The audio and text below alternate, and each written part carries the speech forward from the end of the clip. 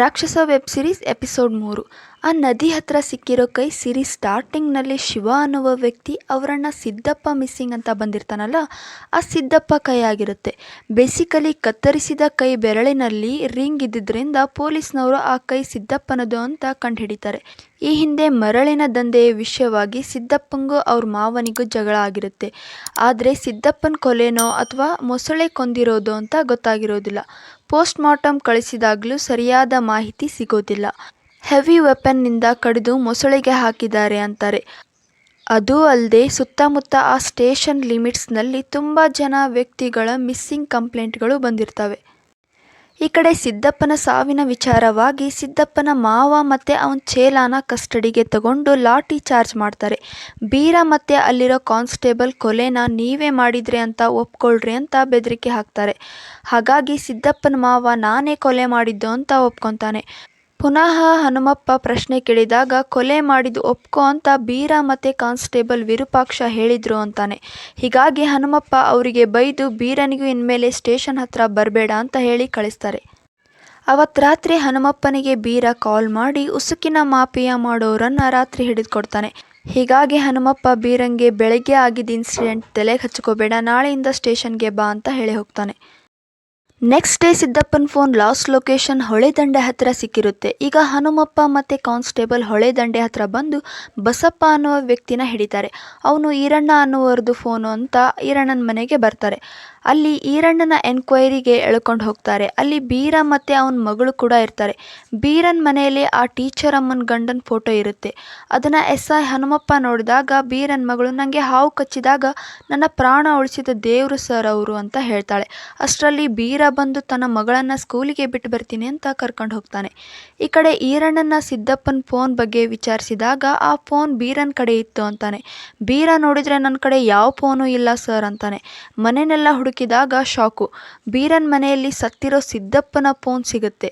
ಈಗ ನೆಕ್ಸ್ಟ್ ಎಪಿಸೋಡ್ನಲ್ಲಿ ಬೀರನ್ನ ಕಸ್ಟಡಿಗೆ ತಗೊಂಡು ಬಾಯಿ ಬಿಡಿಸೋಕೆ ಟ್ರೈ ಮಾಡ್ತಾರೆ. ಪೊಲೀಸ್ನವರು ಎಷ್ಟು ಹೊಡೆದ್ರೂ ನಿಜಾನ ಬಾಯಿ ಬಿಡದೇ ಇರೋ ಬೀರ ಹನುಮಪ್ಪ ಸಮಾಧಾನದಿಂದ ವಿಚಾರಿಸಿದಾಗ ಬೀರ ಕತೆ ಹೇಳ್ತಾನೆ. ಆ ಫೋನ್ ನಂದರಿ ಯಾದಕ್ ಕುಡುಕ ಬಾರ್ ಒಳಗೆ ಫೋನ್ ಬಿಟ್ಟು ಹೋಗಿದ್ದ, ಅದನ್ನು ನಾನು ಗೊತ್ತಾಗ್ದಂಗೆ ತಗೊಂಡೆ. ನನ್ನ ಮಗಳು ಬೇರೆ ಫೋನ್ ಬೇಕು ಅಂದಿದ್ಲು, ಅದಕ್ಕೆ ಆಸೆಯಾಗಿ ತಗೊಂಡೆ ಅಂತಾನೆ. ಪೊಲೀಸ್ನವರು ಬಾರ್ಗೆ ಹೋಗಿ ವಿಚಾರಿಸಿದಾಗ ಆ ಫೋನ್ ಒಬ್ಬ ಕುಡುಕಂದು. ಬೀರಂದು ಏನೂ ತಪ್ಪಿಲ್ಲ ಅನ್ಕೊತಾರೆ. ಬೀರ ಬೇರೆ ಅಮಾಯಕಂತರ ಇರ್ತಾನೆ. ಯಾವ ಹುತ್ತದಲ್ಲಿ ಯಾವ ಹಾವಿದೆ ಅಂತ ಹೇಗೆ ಹೇಳೋಕ್ಕಾಗುತ್ತೆ. ನೆಕ್ಸ್ಟ್ ಸೀನಲ್ಲಿ ಪೊಲೀಸ್ನವರು ಉಸುಕಿನ ಕಳ್ಳರನ್ನು ಹೊಡೆದು ಬಡಿದು ಇವ್ರ ಹಿಂದೆ ಯಾರಿದ್ದಾರೆ ಅಂತ ಬಾಯಿ ಬಿಡಿಸ್ತಾರೆ. ಈ ಉಸುಕಿನ ಸ್ಮಗ್ಲಿಂಗಲ್ಲಿ ಆ ಊರಿನ ಸೇಟು ಸಿದ್ದಪ್ಪನ ಜೊತೆ ಸೇರಿಕೊಂಡು ಮಾಡ್ತಿದ್ದ. ಈ ಸೇಟು ಸೈಡ್ ಬಿಸ್ನೆಸ್ ಅಂತ ಕಳ್ಳತನ ಮಾಡ್ತಿದ್ದ, ಬಂಗಾರನ ಒತ್ತಿ ಇಡಿಸ್ಕೊಳ್ಳೋ ಕೆಲಸನೂ ಮಾಡ್ತಿದ್ದ. ಸ್ಟೇಷನ್ಗೆ ಆಗ ಟೀ ಕೊಡೋಕೆ ಅಂತ ಬೀರ ಬಂದಾಗ ಆ ಸೇಟು ಬೀರನ್ನ ನೋಡಿ, ಏ ಬೀರ, ನೀನು ಏನೋ ಗೋಲ್ಡ್ ಒತ್ತಿ ಇಡೋಕೆ ಒಂದ್ಸಲ ನಮ್ಮ ಅಂಗಡಿಗೆ ಬಂದಿದ್ದೆ ಅಲ್ಲ ಅಂದರೆ ಬೀರ ಹುಚ್ಚ ಹಿಡ್ದತೇನು ನಿಂಗ ಅಂತ ಹೋಗ್ತಾನೆ. ಬೈದವೇ ಆ ಕದ್ದಿರೋ ಗೋಲ್ಡ್ ಜ್ಯುವೆಲ್ಸ್ ಅಲ್ಲಿ ಸಿದ್ದಪ್ಪನ ಕತ್ತಲ್ಲಿದ್ದ ಹುಲಿ ಉಗುರಿನ ಚೈನ್ ಕೂಡ ಸಿಗುತ್ತೆ. ಹನುಮಪ್ಪನಿಗೆ ಬೀರನ ಮೇಲೆ ಡೌಟ್ ಬಂದು ಸೇಟು ಅಂಗಡಿ CC ಕ್ಯಾಮ್ರಾ ಚೆಕ್ ಮಾಡಿದಾಗ ಬೀರ ಸಿದ್ದಪ್ಪನ ಚೈನ್ನ ಮಾರೋಕೆ ಆ ಸೇಟು ಅಂಗಡಿಗೆ ಹೋಗಿರೋದು ಕಾಣಿಸುತ್ತೆ. ಈಗ ಬೀರನ್ನ ಪೊಲೀಸ್ನವರು ಕಸ್ಟಡಿಗೆ ತಗೊಂಡು ಕಾನ್ಸ್ಟೇಬಲ್ ಎಲ್ಲಪ್ಪ ಹೊಡೆದ್ರು ಆ ಚೈನ್ ರೋಡ್ ಒಳಗೆ ಸಿಕ್ಕಿತ್ತು ಅಂತ ಕತೆ ಹೇಳ್ತಾನೆ. ಏನು ಮಾಡಿದ್ರು ಬೀರ ಒಬ್ಬ ಅಮಾಯಕಂತರ ಆ್ಯಕ್ಟ್ ಮಾಡ್ತಿರ್ತಾನೆ. ಹೀಗಾಗಿ ಇನ್ಸ್ಪೆಕ್ಟರ್ ಬಂದು ಬೀರನ್ ಮಗಳನ್ನ ಕಸ್ಟಡಿಗೆ ತಗೊಳ್ರಿ ಅಂದರೆ ಅವನು ಸತ್ಯ ಬೊಗಳ್ತಾನೆ ಅಂತಾರೆ. ಬೀರ ಮೊದಲೇ ಮಗಳ ಮೇಲೆ ಪ್ರಾಣನೇ ಇಟ್ಕೊಂಡಿರ್ತಾನೆ. ಹೀಗಾಗಿ ಸಿದ್ದಪ್ಪನ ಕೊಲೆನೇ ನಾನೇ ಮಾಡಿದೆ, ಅವನು ನನ್ನ ಹೆಂಡತಿ ಜೊತೆ ಅಸಭ್ಯವಾಗಿ ನಡ್ಕೊಂಡಿದ್ದ, ಅದಕ್ಕೆ ನಾನು ಅವನ್ನ ಕೊಲೆ ಮಾಡಿದೆ ಅಂತ ನಿಜ ಹೇಳ್ತಾನೆ. ಅದೇ ಟೈಮ್ಗೆ ಸ್ಟೇಷನ್ಗೆ KEBಯಲ್ಲಿ ವರ್ಕ್ ಮಾಡೋ ಎಂಪ್ಲಾಯಿ ಬಂದು ಬೀರನ್ ಮೇಲೆ ಕಂಪ್ಲೇಂಟ್ ಕೊಡೋಕೆ ಬರ್ತಾನೆ. ಅದೇನು ಕಂಪ್ಲೇಂಟ್ ಅಂದರೆ ಬೇಸಿಕಲಿ ಈ ಬೀರ ಅವನ ಹೆಂಡತಿ ಸೇರಿಕೊಂಡು ದುಡ್ಡಿರೋ ವ್ಯಕ್ತಿಗಳಿಂದ ಮೋಸದಿಂದ ಅವ್ರ ಹತ್ರ ಹಣನ ಸುಲಿಗೆ ಮಾಡ್ತಿರ್ತಾರೆ. ತುಂಬ ಜನ ವ್ಯಕ್ತಿಗಳು ಇವ್ರ ಬಲೆಗೆ ಸಿಕ್ಕಾಕೊಂಡಿರ್ತಾರೆ. ಅವರೆಲ್ಲ ಬಂದು ಪೊಲೀಸ್ ಸ್ಟೇಷನ್ಗೆ ಕಂಪ್ಲೇಂಟ್ ಕೊಡ್ತಾರೆ. ಹನುಮಪ್ಪನಿಗೆ ಬೀರನ ಮೇಲೆ ತುಂಬಾ ಕೋಪ ಬರುತ್ತೆ. ಸೆಲ್ಗೆ ಹೋಗಿ ನೋಡಿದರೆ ಬೀರ ನಾಪತ್ತೆಯಾಗಿರ್ತಾನೆ. ಪೊಲೀಸ್ ಅವರೆಲ್ಲ ಈಗ ಹುಡುಕೋಕೆ ಶುರು ಮಾಡ್ತಾರೆ. ಬೈದವೇ ಬೀರ ಸಿಗರೇಟ್ ಸೇದೋಕೆ ಅಂತ ಸ್ಟೇಷನ್ ಆಚೆ ಕಡೆ ಬಂದಿರ್ತಾನೆ. ಈಗ ಹನುಮಪ್ಪ ಬೀರನ ಮೇಲೆ FIR ಹಾಕಬೇಕು ಅಂತ ಡಿಸೈಡ್ ಮಾಡ್ತಾನೆ. ಬಟ್ ಅವತ್ತು ನದಿ ಹತ್ತಿರ ಸಿಕ್ಕಿರೋ ಡೆಡ್ ಬಾಡಿ ಕತ್ತು ಮಿಸ್ಸಿಂಗ್ ಆಗಿರುತ್ತಲ್ಲ, ಆ ತಲೆ ಬಗ್ಗೆ ಏನು ಇನ್ಫಾರ್ಮೇಷನ್ ಸಿಕ್ಕಿರೋದಿಲ್ಲ. ಆ ತಲೆ ಸಿಗಲಿಲ್ಲ ಅಂದರೆ ಹನುಮಪ್ಪನ ಕೆಲಸ ಹೋಗುತ್ತೆ ಅಂತ ಟೆನ್ಷನ್ ಇರುತ್ತೆ. ಈ ಕಡೆ ಬೀರ ನೋಡಿದರೆ ಬ್ಲ್ಯಾಕ್ ಮೇಲ್ ಹಾಗೆ ಸಿದ್ದಪ್ಪನ ಕೊಲೆ ಅಷ್ಟೇ ಒಪ್ಕೊಂಡಿರ್ತಾನೆ. ಹೀಗಾಗಿ ಬೀರನ ಮುಂಚಿನ ಥರಾನೇ ಟ್ರೀಟ್ ಮಾಡಿ ಟೀ ತರಕ್ಕೆಲ್ಲ ಅವನ್ನ ಫ್ರೀಯಾಗಿ ಓಡಾಡ್ಕೊಂಡು ಇರೋಕೆ ಬಿಡ್ತಾನೆ. ಬಿಕಾಸ್ ಬೀರ ತನ್ನ ತಪ್ಪುಗಳನ್ನೆಲ್ಲ ಬಾಯ್ಬಿಡ್ತಾನೇನೋ ಅಂತ.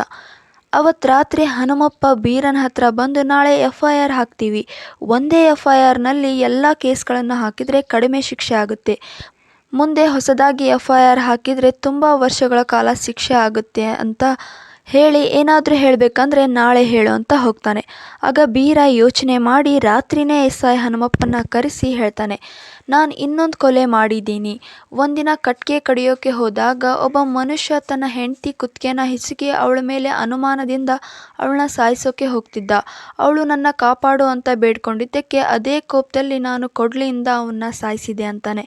ಈಗ ಹನುಮಪ್ಪನಿಗೆ ಶಾಕ್ ಆಗುತ್ತೆ. ಈ ಬೀರ ಏನು ಸಾಮಾನ್ಯದವನಲ್ಲ, ಇನ್ನೂ ಎಷ್ಟು ಕೊಲೆ ಮಾಡಿದಾನೋ ಏನೋ ಅಂತ ಸ್ಟೇಷನ್ ಸಿಬ್ಬಂದಿಗೆಲ್ಲ ಅವನ ಜೊತೆ ಎಲ್ಲ ಚೆನ್ನಾಗಿರಿ, ಸಣ್ಣ ಪುಟ್ಟ ಕೆಲಸ ಹೇಳ್ತೀರಿ ಅಂದರೆ ಅವನು ಎಲ್ಲ ಸತ್ಯನೂ ಹೇಳ್ತಾನೆ ಅಂತಾನೆ. ಈ ಕಡೆ DSP ಬಂದು ಬೀರನ್ನ ಫ್ರೀಯಾಗಿ ಓಡಾಡೋಕ್ಕೆ ಬಿಟ್ಟಿರೋದಕ್ಕೆ ಹನುಮಪ್ಪನಿಗೆ ಬೈದು ಹೋಗ್ತಾರೆ. ನೆಕ್ಸ್ಟ್ ಡೇ ಹನುಮಪ್ಪ FIR ಬರೆಯುವಾಗ ಬೀರ ಮತ್ತೆ ಹನುಮಪ್ಪನ ಕರೆದು ನಾನು 3 ಮರ್ಡರ್ ಮಾಡೀನಿ ಅಂತಾನೆ. ಸ್ವಲ್ಪ ಹೊತ್ತು ಬಿಟ್ಟು ಮತ್ತೆ ಹನುಮಪ್ಪನ ಕರೆದು ನಾನು 4 ಮರ್ಡರ್ ಮಾಡಿದ್ದೀನಿ ಸರ್ ಅಂತಾನೆ. ಹನುಮಪ್ಪಂಗಂತೂ ಫುಲ್ ಶಾಕ್ ಆಗ್ತಿರುತ್ತೆ. ಈಗ ಬೀರ ಮತ್ತೆ ಹನುಮಪ್ಪನ ಕರೀತಾನೆ. ಹನುಮಪ್ಪ ಭಯದಲ್ಲೇ ನಾನು 5 ನಿಮಿಷದೊಳಗಡೆ ಬರಲಿಲ್ಲ ಅಂದರೆ ಡೋರ್ ಒಡೆದು ಬನ್ನಿ ಅಂತ ಸಿಬ್ಬಂದಿಗೆ ಹೇಳಿ ಬೀರನ್ ಸೆಲ್ಗೆ ಹೋಗ್ತಾನೆ. ಬೀರ ಡೋರ್ ಹಾಕೋಕೆ ಹೇಳಿ ಆ ಸ್ಟೇಷನ್ ಒಳಗೆ ಬಂದಿರೋ ಎಲ್ಲ ಮಿಸ್ಸಿಂಗ್ ಕಂಪ್ಲೇಂಟ್ಗಳ ವ್ಯಕ್ತಿಗಳನ್ನು ನಾನೇ ಕೊಂದಿದ್ದೀನಿ ಅಂತ ಒಪ್ಕೊತಾನೆ. ಒಟ್ಟು 8 ಮಂದಿನ ಬೀರ ಕೊಲೆ ಮಾಡಿದ್ದಾನೆ. ಬೀರ ಬಂದು ಎಲ್ಲಮ್ಮ ದೇವಿಗೆ ಕಾಯಿ ಒಡ್ಸೋಣ ಬರ್ರಿ, ಹೆಂಗೂ ಕೊಲೆಗಾರ ಸಿಕ್ಕಿದಾನಲ್ಲ ಅಂತ ಹನುಮಪ್ಪನ ಕರ್ಕೊಂಡು ಹೋಗ್ತಾನೆ. ಪ್ರಸಾದ ಮನೆಗೆ ಕೊಟ್ಟು ಬಾ ಅಂತ ಬೀರನ್ನ ವಿರೂಪಾಕ್ಷ ಪೊಲೀಸ್ ಕಳಿಸ್ತಾರೆ. ಹನುಮಪ್ಪ ಯಲ್ಲಪ್ಪ ವಿರೂಪಾಕ್ಷಗೆ ಬೈದು ಮೊದಲೇ ಕೊಲೆಗಾರ ಅವನು ಅಂಥದ್ರಲ್ಲಿ ಅವನ ಕೈಯಲ್ಲಿ ಪ್ರಸಾದ ಕೊಟ್ಟು ಕಳಿಸಿದೆಯಲ್ಲ ನಮ್ಮ ಮನೆಗೆ ಅಂತ ಬೈತಾನೆ.